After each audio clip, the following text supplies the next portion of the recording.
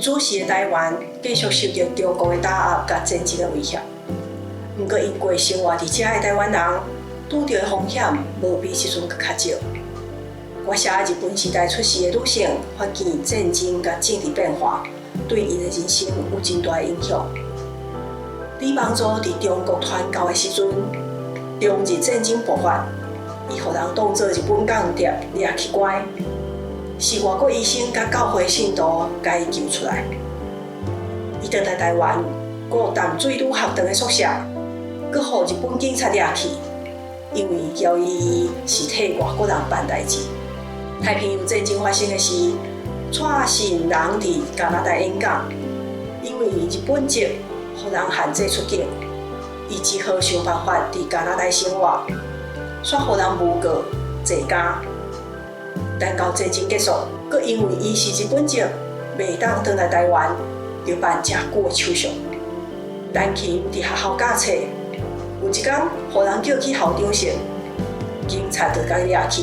讲伊思想无正，伊伫监狱生囝，关5冬出来了，伊的囡仔袂认得伊即个老母，找无头路，无人敢请伊。杨千福讲，若毋是战争，伊记者的工课也袂遐尼紧就结束。而且咧比空袭的时，伊的大汉查某囝出事，发生228事件迄冬，伊生大汉后生。伫因翁互国民党陷害坐监的时，伊生细汉后生，伊3个囡仔拢伫非常的时期出世。台湾女性人物群像内底写的16个女性，若无受到战争的威胁，嘛有遇到国民党政府的迫害，因的性命拄到战争、政权转变、政治迫害，因伫迄个正无平静的年代。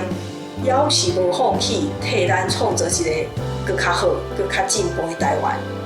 因遮的人，有的后来办学校，有人是成立社会福利机构照顾老人，有人加入海外台湾民主运动，也有人佫写出佫较济的文学作品。